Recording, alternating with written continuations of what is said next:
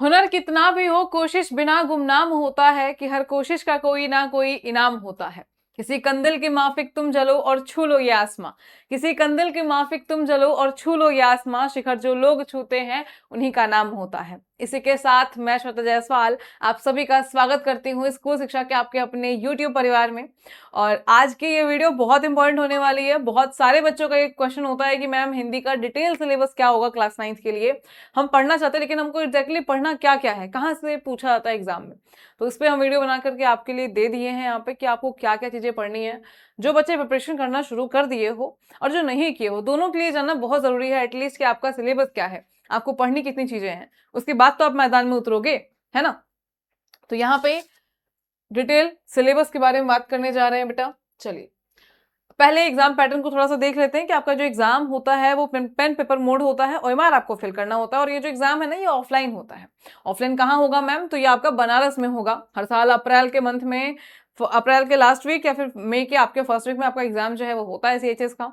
उसके बाद में आपके जो नंबर ऑफ क्वेश्चन है वो 100 है और टोटल इसका जो वेटेज होता है मार्क्स का वो 300 मार्क्स का वेटेज होता है। ठीक है, हर एक सब्जेक्ट से 20-20 क्वेश्चन आते हैं। तो यहाँ पे 5 सब्जेक्ट पूछा जाता है आपसे, Hindi, English, mathematics, science and social science. ठीक, ये चीजें आपकी हो गई यहाँ पे। तो ये एग्जाम पैटर्न हो गया। अब इसके बारे में बात आती है कि ठीक है हमने जान लिया कि ये चीजें हमसे पूछी जाती हैं। अब हिंदी में हमारे कि हिंदी में आपको मैं पढ़ाने वाली हूँ तो, और क्लासेस ऑलरेडी स्टार्ट हो चुकी है, मैं पढ़ा रही हूँ क्लासेस में, तो मैं आपको हिंदी पढ़ाऊंगी। तो यहाँ पे जान लेते हैं कि हिंदी में आपको क्या क्या चीजें पढ़नी है, क्योंकि बहुत ही मतलब स्कोरिंग सब्जेक्ट माना जाता है हिंदी। अगर आपका हिंदी अच्छा है तो आप बड़े आराम से 20 में 20 क्वेश्चन सही कर सकते हो और अपने मार्क्स को बूस्ट कर सकते हो। ठीक है ना, मैथ्स में कुछ दिक्कतें हो जाएंगी, साइंस में भी कुछ दिक्कत हो जाए, लेकिन हिंदी में आपकी दिक्कत नहीं होगी क्योंकि बहुत मतलब कम मेहनत में ज्यादा प्रोडक्टिव ये देता है आपके मार्क्स को। ठीक है, चलो तो यहाँ पे हम सिलेबस की बात करते हैं। सबसे पहले भाषा और वर्ण विचार क्या होता है मैम, हम तो पहली बार सुन रहे हैं, ऐसा है क्या? तो भाषा बेटा हम लोग हमेशा जब एलकेजी में जाते हैं तो हम लोग शुरू करते हैं अपने क ख ग से, व्यंजन से, स्वर से। बट ये भाषा विज्ञान आपका ऐसा है जहाँ पे हम हिंदी के इतिहास को समझेंगे कि हिंदी सबसे पहले कहाँ से आया, इससे पहले कौन सी लैंग्वेज थी, उसके बाद में हिंदी का और भी कहीं दर्जा है क्या, मतलब हिंदी को हम मानते हैं कि राजभाषा है, राष्ट्रभाषा है, मातृभाषा क्या है हिंदी, इन सभी चीजों को हम भाषा और वर्ण विचार में पढ़ते हैं। फिर वर्णमाला, वर्तनी शुद्धि। वर्तनी शुद्धि क्या है? तो जहाँ पे आप पे कोई स्पेलिंग मिस्टेक्स हो जाती हैं उसको हम हिंदी में वर्तनी शुद्धि कहते हैं। ठीक है, जैसे मैंने कोई शब्द जो है वो गलत लिखा, मात्रा के आधार पर गलत लिखा, तो आप कह दो कि यहाँ पे ये त्रुटि है और इसको सही तरीके से ऐसे लिखते हैं। ठीक है, हिंदी व्याकरण में संज्ञा, सर्वनाम, लिंग, वचन, कारक, अलंकार, क्रिया, विशेषण, ये चैप्टर्स आपके पूछे जाते हैं। उसके बाद आपका यहाँ पे प्रत्यय, उपसर्ग, शब्द भेद, विलोम, पर्यायवाची, संधि, समास, लोकोक्ति, मुहावरे, वाक्य भेद, वाच्य, विराम चिन्ह, ये सारे चैप्टर आपके एग्जाम में पूछा जाता है ना। ये सारे चैप्टर आपके एग्जाम में पूछा जाता है। छंद विचार में रस हो गया, छंद हो गया, अलंकार हो गया। ठीक है, और प्रमुख रचनाकार और उनकी रचनाएं। अब यहाँ पे बारी आती है कि छंद, रस, अलंकार ये क्या है। तो बेटा यहाँ पे ये जो रस, छंद, अलंकार है ये आपने शायद पढ़ा होगा और नहीं भी पढ़ा होगा, है ना, नया चैप्टर है। तो इसके लिए हम लोग देखो, अब ये रहा आपका पूरा सिलेबस जो आपके एंट्रेंस एग्जाम में पूछा जाएगा।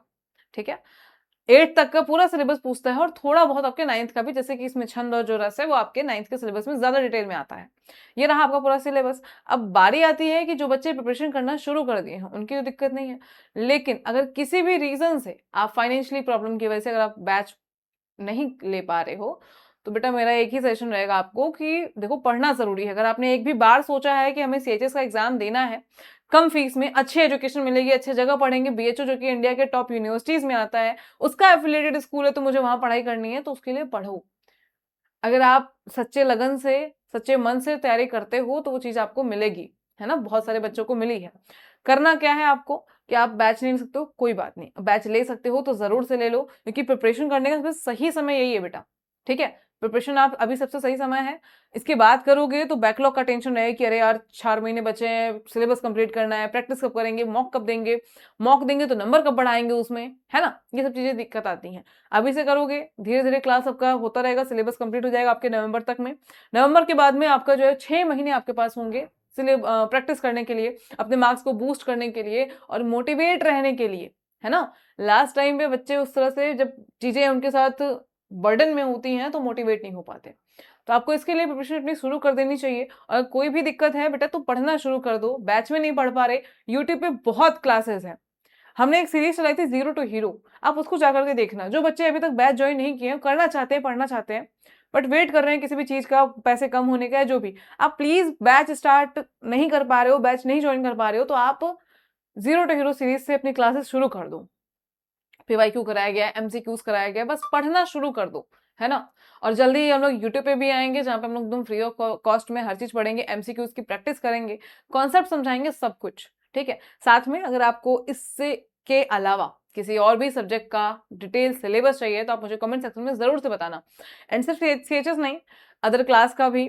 उसके अलावा अगर आप जेएनवी, सैनिक स्कूल या फिर किसी भी स्कूल लेवल एंट्रेंस एग्जाम की प्रिपरेशन करते हो, तो उसके बारे में भी आप मुझे बता सकते हो कि मैं आपको पिछले 3 साल से सीएचएस, जेएनवी और भी जितने भी आपके स्कूल लेवल एंट्रेंस एग्जाम है, सबके लिए गाइड करती हूँ। तो अगर आपको सिलेबस चाहिए तो आप मुझे कमेंट में बताना एटलीस्ट कि आपको क्या चाहिए, ठीक है। तो उसके बाद में फिर आपके कमेंट को देखने के बाद मैं उस पर वीडियो लेकर के जरूर से आऊंगी। सो आई होप कि आपको ये चीजें समझ में आई होंगी कि आपका डिटेल सिलेबस है, जहां पढ़ते हो वहां पे इसको प्रिंट करा के रख लो और पढ़ो, है ना। पढ़ना जरूरी है। एंड स्वस्थ रहो, मस्त रहो। मिलते हैं हम लोग नेक्स्ट वीडियो में, नेक्स्ट अपने टॉपिक के साथ में। तो आज के लिए इतना ही। Thank you so much. Video पसंद आए तो लाइक जरूर करिएगा और कमेंट में मुझे ये बताइए कि आप कौन से सिटी से सीएचएस की तैयारी करने वाले हो।